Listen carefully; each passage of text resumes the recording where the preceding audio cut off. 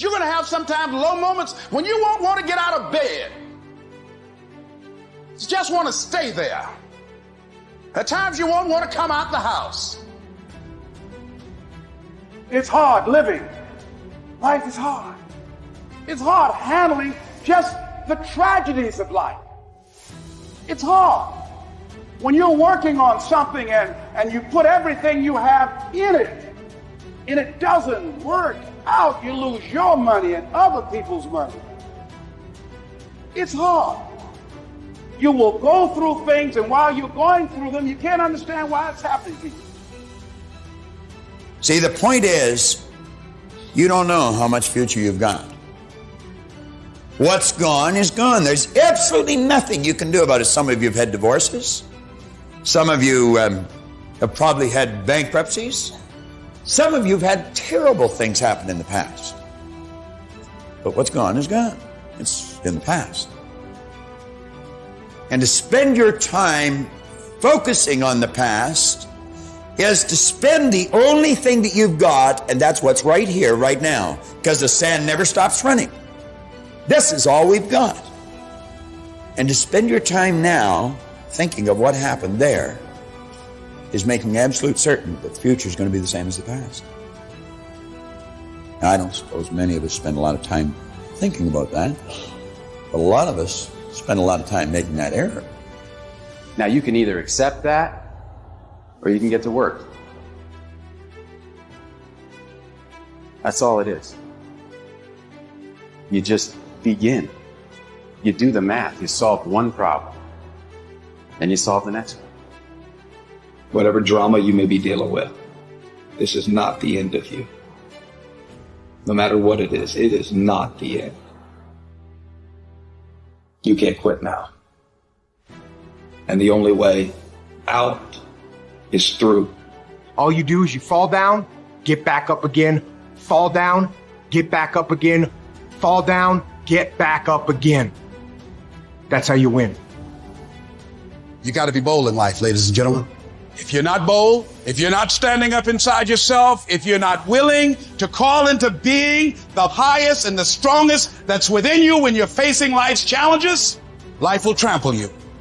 But see, when you discover the truth of this goodness, this power that you have within you, that truth will set you free from ever being a victim in life.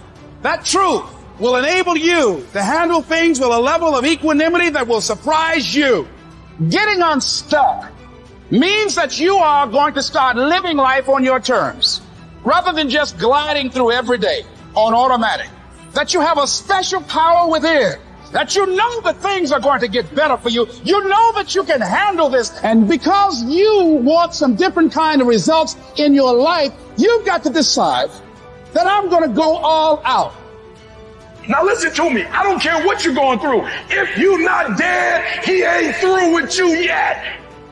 As long as you waking up, you still in the game. As long as you alive, you can still make it happen. As long as that breath in your nostrils, boo, you still in the game. You still can win. Now get your butt up. Why do you keep crying? Why me, God? Why did I get MS? Why did I get cancer? Why did my mama die? Why did I get fired? Listen, you got put through that because what that does, that tension produces greatness. Stop running from it and run to it. Lions don't cry. Lions don't give up. Lions don't quit. Lions hunt. That's what we do for a living. We turn tragedy into triumph.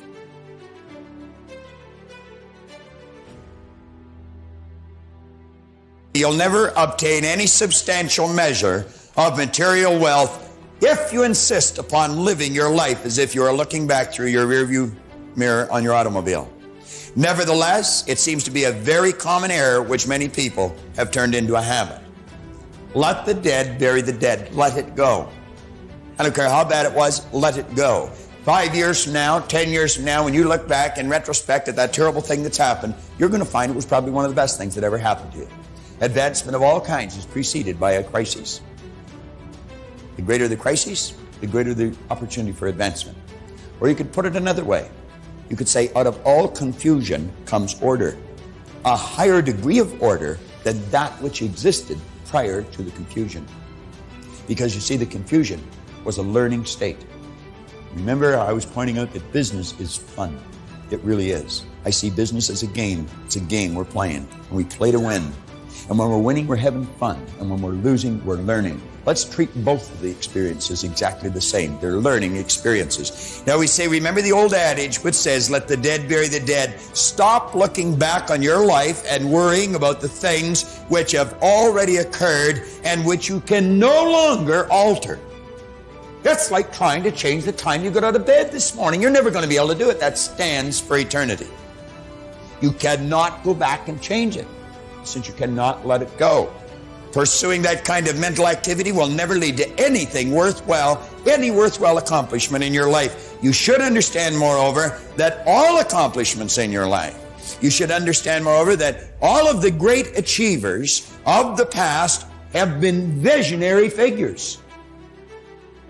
They did with their life what, like Scott was saying, he does with his music.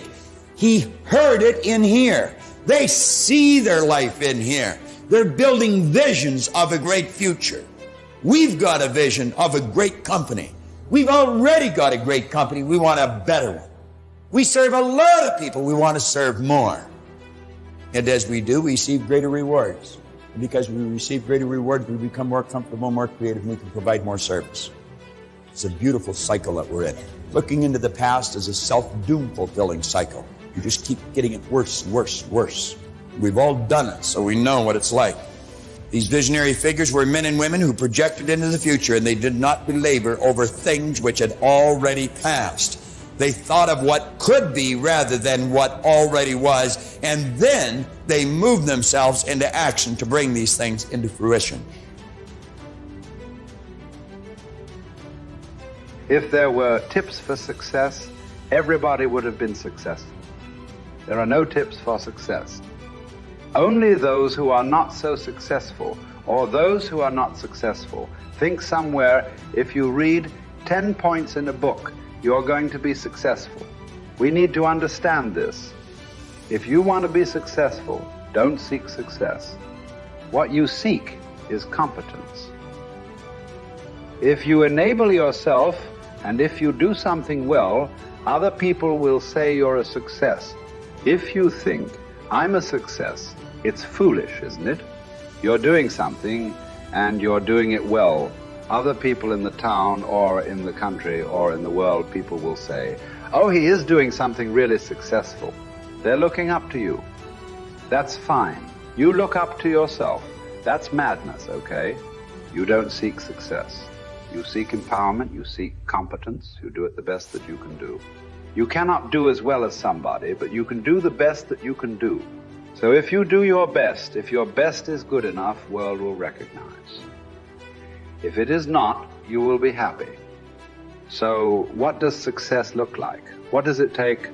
Well, you know, I know family and friends who always have their breakfast on time. And after breakfast, of course, they must have coffee. After coffee, of course, they must light up a cigarette and sit there nicely, because they're trying to become peaceful. And then they will go to work, come back home exactly on time for lunch, eat lunch, rest for 1 or 2 hours, sleep, then evening have 1 tea, and then smoke, and then again go to work. And at 8 o'clock, 8:30, they're back home for dinner, and then maybe other things, drink and this and that and whatever. But those who have been very successful, either in music, sport, art, business, spiritual process, doesn't matter what, those people never know when they ate, when they slept, when they got afternoon rest.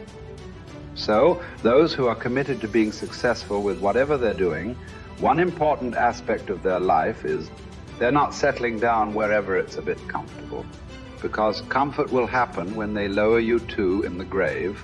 Very comfortable you are, you know. Right now, it's about ensuring that there is profoundness of experience and there is impactfulness of activity. Because if they had given you a limitless amount of time, you could do all those things. Nothing wrong, I'm not against them.